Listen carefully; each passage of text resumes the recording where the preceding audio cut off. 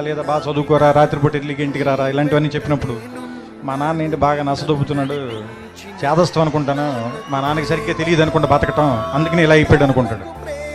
వీడికి ఒక 20 ఏళ్ళు 25 ఏళ్ళు వచ్చి ఒక అమ్మాయిని పెళ్లి చేసుకున్న తర్వాత ఒక ఫ్లాట్ రెంట్కి తీసుకోవటం, ఉద్యోగం చేయటం, నెలాఖరికి వచ్చేసరికి అప్పులు చేయాల్సి రావటం, బిల్స్ కట్టాల్సి రావటం, ఇలాంటప్పుడు నాన్న మనం మరీ అనుకున్నంత వేస్ట్ ఏం కాదనుకుంటే బాగానే మేనేజ్ చేసినట్టున్నాడు, 4 పిల్లలు, కానీ మనకి దీనమ్మ ఇంకా ఒక్కడిని కూడా కనకుండానే ఇంత కష్టంగా ఉంది మనకి అనిపిస్తుంది.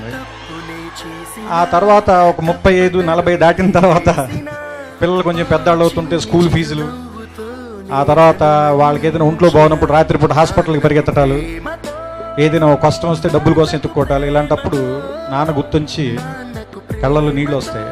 ఈ బాబు ఇన్ని కష్టాలు పడి మన అందరినీ పెంచి ఇక్కడ దాకా తీసుకొచ్చాడని. కానీ మనం అది చెప్పేసరికి చాలామంది నాన్నలు ఉండరు, చచ్చిపోతారు. అందుకని నా ఉద్దేశం ఏంటంటే నాన్న బతికుండగానే మనం అందరం థ్యాంక్స్ చెప్దాం.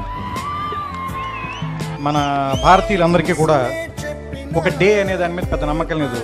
ప్రేమని ఫిబ్రవరి 14 రోజున మాత్రమే ప్రేమించి ఆ తర్వాత ఆడపిల్లని చంపేద్దాం, వాళ్ళ మీద యాసిడ్ పోసేద్దాం, అలా కాకుండా జీవితాంతం ఆడపిల్లని ప్రేమిద్దాం, తప్పేం లేదు. అలాగే అమ్మను కూడా సంవత్సరంలో ఒక రోజు ప్రేమించి మిగతా అన్ని రోజులు కంచాలు విసిరేసి తిట్టటాలు అవి కాకుండా అమ్మని జీవితాంతం ప్రేమిద్దాం. అలాగే నాన్నను కూడా ప్రపంచంలో సంవత్సరంలో 365 రోజులు ఒక రోజు కాకుండా 365 రోజులు గుర్తు తెచ్చుకున్నాం. అంటే నా ఉద్దేశం it's an vote to father.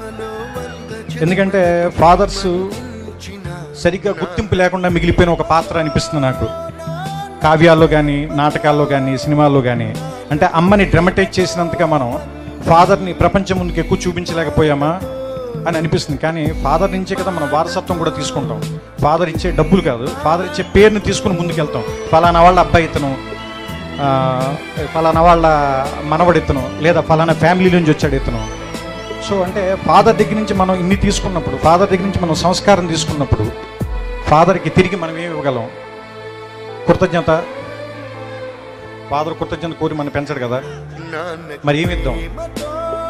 ఒక జ్ఞాపకంగా గుర్తుపెట్టుకున్నాం, మర్చిపోతాం.